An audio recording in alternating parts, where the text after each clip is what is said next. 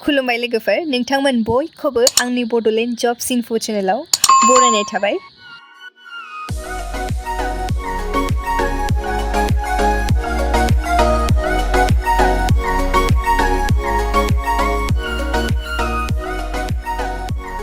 गिबियावनो आं नोंथांमोननिसिम मोनसे डिसक्लेमार होनो नागिरो दि आंनि बेकग्राउन्डआव एसे एम्बु गाबनाय साउन्ड नोंथांमोनहा मोनगोन।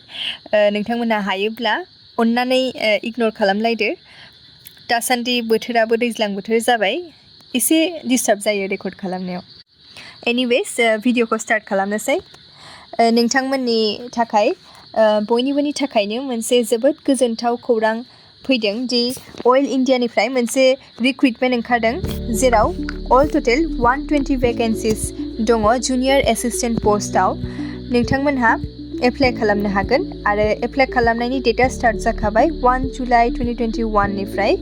लास्ट डेटआ जाबाय 15 आगस्ट 2021 सिम। आरो बेवहाय पे स्केला 26,600 निफ्राय लानानै 90,000 सिम जागोन। थ' बेवहाय नोंथांमोना नुनो मोनगोन गुबुन गुबुन केटेगरिसफोरनि थाखाय बेसेबां भेकेन्सिस दङ।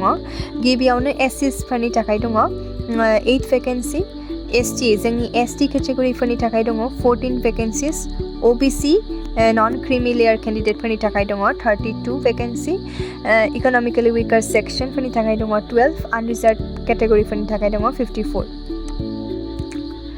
दानिया इडुकेसनेल क्वालिफिकेसन्सआव नोंथांमोनहा हायार सेकेन्डारि पास जानांगोन आरो बेवहाय नोंथांमोनहा 40% मार्क्स लानानै पास खालामनांगोन मिनिमाम। आरो बेनि उनाव नोंथांमोनहा डिप्ल'मा इन कम्पिउटारनि मोनसे सार्टिफिकेट थानो नांगोन मिनिमाम 6 मान्थ्सनि।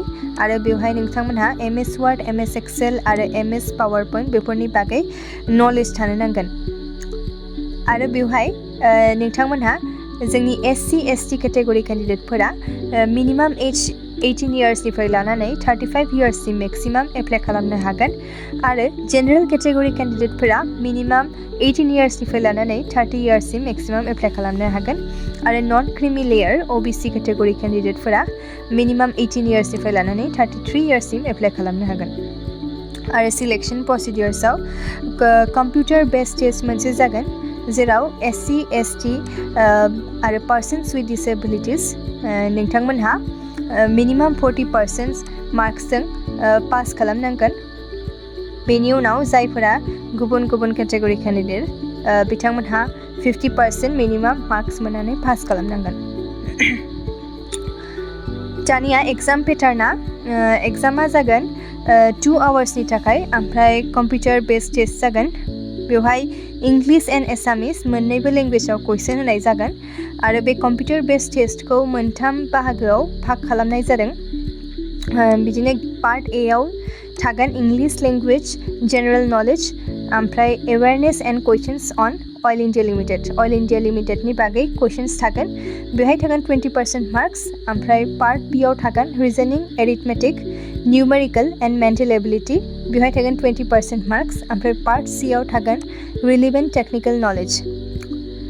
दानिया एप्लिकेशन फिस जेरै बेहाय एससि एसटि, इकनमिकेलि उइकार सेक्सन्स आरो पार्सन विथ डिसेबिलिटिस एबा एक्स सार्भिसमेन नोंथांमोनहा जेबो बेहाय एप्लिकेशन फिस होनायनि गोनांथि गैया। नाथाय ओबिसि आरो जेनेरेल केटेगरि केन्डिडेटफोरा बेहाय 200 रेजिस्ट्रेसन फिस होनो नांगोन आरो बेखौ अनलाइन मोडाव होनो नांगोन। बेवहाय मा मा डकुमेन्ट्स नांगोन? गिबियावनो एमप्लयमेन्ट एक्सचेन्ज रेजिस्ट्रेसन कार्ड एबा जिला सैनिक वेलफेयार अफिस रेजिस्ट्रेसन कार्ड एक्स सार्भिसमेनफोरा होनो नांगोन। आरो बेवहाय क्लास 10नि एडमिट कार्ड एबा पास सार्टिफिकेट गांसे होनो नांगोन। बेनि उनाव क्लास 12नि मार्कशिट्स आरो पास सार्टिफिकेट होनो नांगोन। ओमफ्राय डिप्ल'मा इन कम्पिउटार एप्लिकेशननि मोनसे सार्टिफिकेट होनो नांगोन मिनिमाम 6 मान्थ्स, बेनिख्रुइ बांसिन थाबाबो नोंथांमोनहा होनो हागोन।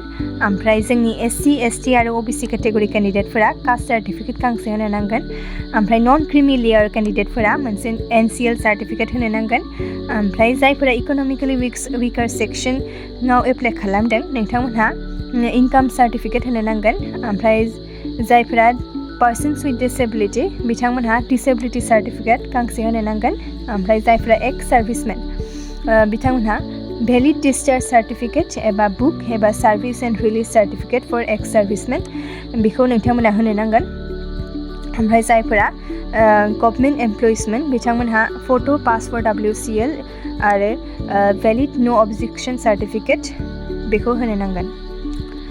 नोंथांमोनहा नुखाबाय बेवहाय एप्लाइ खालामनायनि डेटा स्टार्ट जाखाबाय जुलाइ 1, 2021 निफ्राय ओमफ्राय लास्ट डेट अफ एप्लाइआ 15 आगस्ट 2021 मोनानि 12टासिम आरो बेहाय लिंकआ होनाय दंखायो अफिसियेल लिंकआ www.oilindia.com बेवहाय थांब्लानो नोंथांमोनहा अनलाइन एप्लिकेशन फर्मखौ मोननो हागोन आरो नोंथांमोनहा जोंनि डिसक्रिप्शन बक्सआव मोनसे लिंक होनाय दङ बेवहाय थांब्लाबो डाइरेक्ट एप्लाइ खालामनो हागोन आरो एप्लाइ खालामनायाव माबाफोर प्रब्लेम मोनदोंब्ला नोंथांमोनहा कमेन्ट खालामब्लानो जाबाय।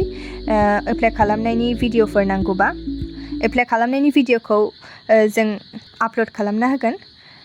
थ' आंनि दिनैनि भिडिअआ एसेनोसै। नोंथांमोनहा आंनि दिनैनि भिडिअखौ हेल्पफुल मोनदोंब्ला लाइक खालामदो, शेयार खालामदो आरो लोगोसे साबस्क्राइब खालामदो। बेनि उनाव बेल आइकनखौ थुदो जाहाथे जेब्लानो आं भिडिअ आपल'ड खालामो नोंथांमोननिसिम नटिफिकेशन सौहैयो। गोजोन्थों।